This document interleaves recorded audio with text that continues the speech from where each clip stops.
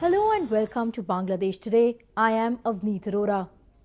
The ongoing war crimes trial in Bangladesh has put the future of the country's main Islamist party in jeopardy.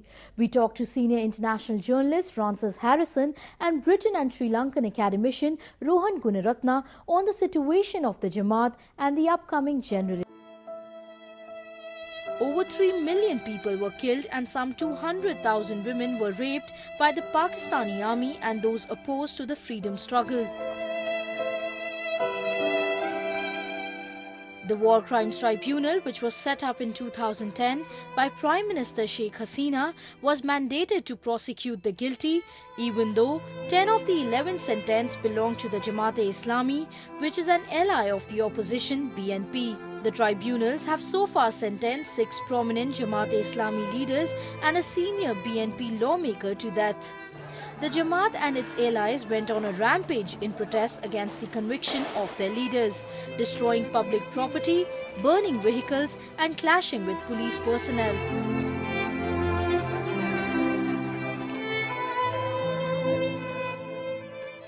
Francis Harrison, a visiting fellow at the Institute of Commonwealth Studies or ICWS in London, was of the view that the trial of those accused of committing war crimes during 1971 Liberation War has impacted Bangladesh's polity.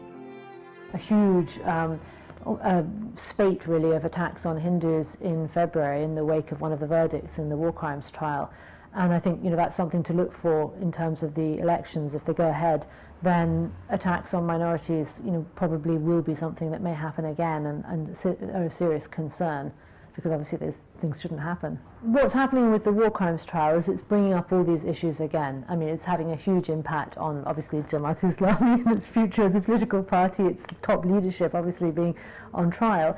And then that's impacting politics in all sorts of unpredictable and really fascinating ways. So you've got the emergence of the Shahbag movement and then the way that developed, which was something that was totally unpredictable. And the fact that you had these madrasa boys from Hifazat Islam coming onto the streets, that was something that nobody, when I first went to Bangladesh early in the year for the research for this project, nobody mentioned Hifazat at all. It just was not on the agenda when you discuss political Islam. And then, a month or two later, there's 100,000 of them on the streets in Dhaka. So the unpredictability of different Islamic forces in a way fighting for the space, coming together, being divided, it's very, very complex. There are kind of doctrinal differences of opinion within the Islamic fold between these groups, and yet sometimes they form alliances against more what they would call atheist forces or more secular forces outside there. So it's a moving feast. I don't know quite where it will end up. It will definitely impact the elections in some way,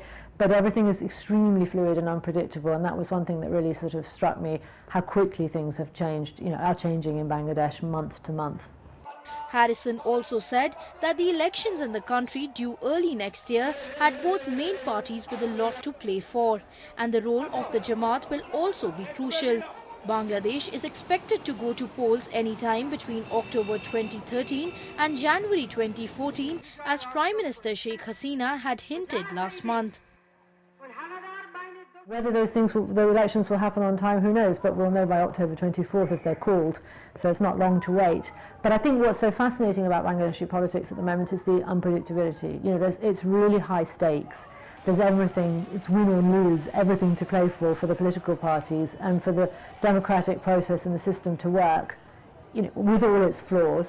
There needs to be elections. There need to be elections that are credible and free and fair, and that people participate in. It depends on who you speak to. Obviously, people are very politicized and very polarized, and you see that in the bureaucracy, in journalism, obviously in the political parties, across the board. If somebody's pro-Awami League or pro-BNP or pro-Jamaat, it's pretty obvious. And I think that's quite an issue, that it's become kind of a zero-sum game. There's so much to play for that.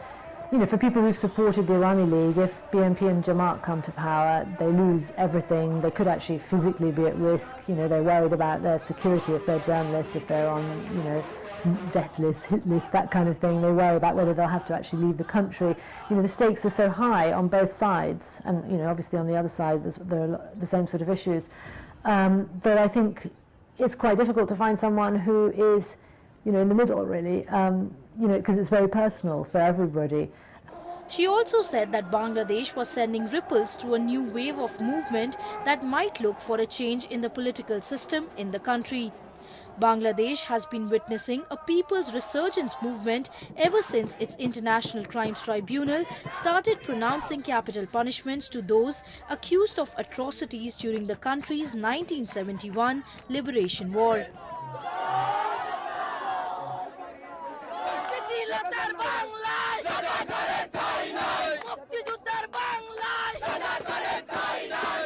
Dhaka's Shahbag Square turned into a nucleus of all political demonstrations and protests from Bangladesh's civil society, which demanded swift trials for 1971 war crimes accused. Third force, and I think people pointed to the Shahbag movement in terms of youth participation in politics as initially in the very beginning days as a positive thing, that people, particularly young people who were not interested in politics, suddenly became motivated, but then clearly it went off in a different direction. So the absence of a third force is something that people really bemoan. But having said that, there's still many things about Bangladesh that are very dynamic and positive. There still is quite a bit of space for freedom of expression, I would say. I mean, the risks are very high for many journalists, but they are pushing the limits daily, and more so than in some countries in the region. And there is this entrepreneurial kind of drive. You see the economy flourishing, the garment factories, it is really dynamic in a way. So when ordinary people are not fettered by the politics, on a private level, they can, really push forward and achieve a great deal. So there's still a lot of intellectual debate about how the country should develop, and a great deal of dynamism about it, and tolerance and freedom, which you kind of forget when you discuss these very grim issues around holding elections and the identity of the country. Harrison further said that the Jamaat-e-Islami was not really interested in the upcoming polls, as it was looking to influence people, especially women in the rural areas of the country. The Jamaat-e-Islami is systematically functioning to embed itself in the country's political system, she claimed. The Islamic parties are playing a very slow, long waiting game. They're not bothered about whether they have a prime minister or they win the elections so much. They win the same sort of general vote block each time. But they are doing a lot of outreach work, and in villages they're sending women to do, education classes on the Quran, and with that sometimes comes politics as well. So they're kind of, it's a creeping, slow process for them, and they're in it for the long game, in a way that politicians are worrying about the next poll. The coming months are crucial for the Awami League government. They need to ensure free and fair elections and also make sure the war crimes trials go on smoothly and are not derailed. Meanwhile, terrorism expert and academician from Sri Lanka, Rohan Gunaratna, was of the view that banning the Jamaat-e-Islami was a major achievement for Bangladesh and that the Islamic outfit had no place in a secular society. In August this year, a high court in Bangladesh had banned the Jamaat from contesting elections. The verdict came as a major blow to the Islamist party and its ally, the BNP. They instantly filed an appeal in the Supreme Court and also hit the streets in protest against the High Court ruling. I personally said that the current wave of extremism cannot be fought by military, intelligence and law enforcement. Civil society must come together. There must be a greater participation of academia, of the NGOs, of community leaders. In Bangladesh, terrorism has been very effectively dealt by the police, intelligence and military. DGFI, NSI, Rapid Action Battalion, they have done a very good job with regard to terrorism, but not with regard to extremism. With regard to extremism, there must be a greater harnessing and greater linking up of forces between the academic community, between the media organization, the religious organization, the educational institutions. This part is lacking. Traditionally, Bangladesh has been a very tolerant and a very moderate society because the Bengali culture is one of embracing syncretic Islam. But this is changing. Today there are forces of extremism. The attacks against the Buddhist temples in Ramu, some other disturbances clearly suggest that the ideas of extremism is coming from overseas, from outside, beyond the borders of Bangladesh and affecting the local people of Bangladesh. And there must be greater mobilization on the part of the non-governmental institutions to fight this wave of extremism. Gunaratna also said that the extremist and militant groups in Bangladesh have emerged from the ideological umbrella of the Jamaat-e-Islami. The Jamaat-e-Islami ideology has formed the seedbed, the foundation for the emergence of extremist and terrorist groups in Bangladesh. If not for Jamaat-e-Islami, so many people would not have been radicalized. And we have seen the emergence of JMB, Jamiatul Mujahideen Bangladesh, Hujibi, Harakatul Jihadi Islami Bangladesh, a number of other groups. Largely the extremist ideologies are emanating from the Afghanistan-Pakistan border. And the genesis, the very origins of this dates back to the anti-Soviet multinational Afghan Mujahideen campaign that was waged from December of 1979 for 10 years.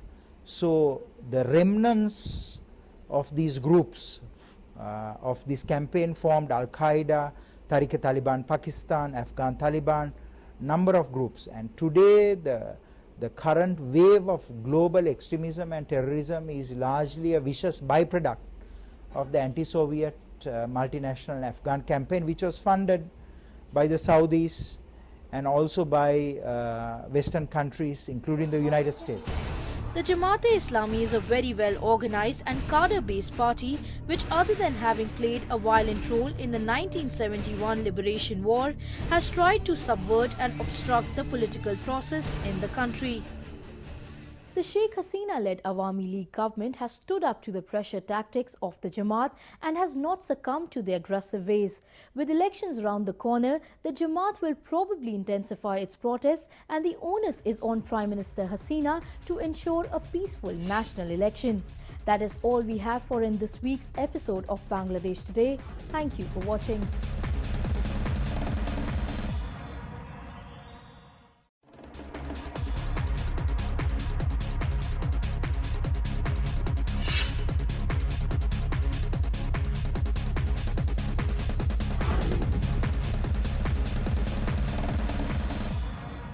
Hello and welcome to Bangladesh Today. I am Avneet Arora.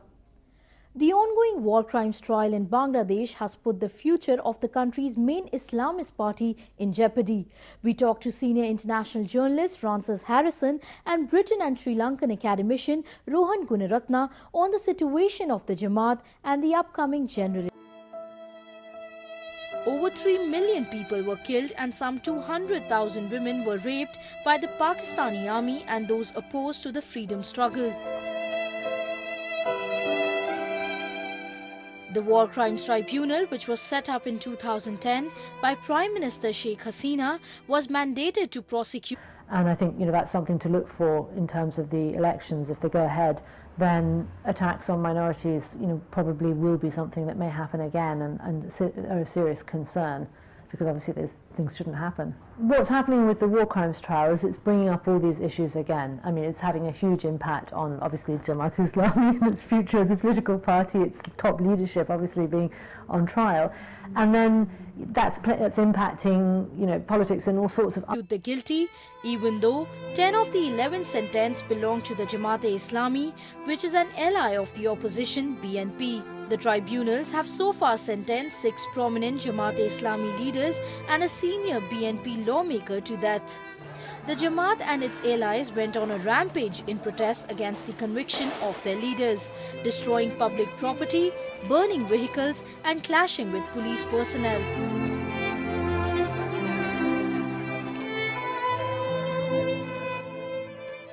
Frances Harrison, a visiting fellow at the Institute of Commonwealth Studies or ICWS in London, was of the view that the trial of those accused of committing war crimes during 1971 Liberation War has impacted Bangladesh's polity. A huge spate really of attacks on Hindus in February in the wake of one of the verdicts in the war crimes trial.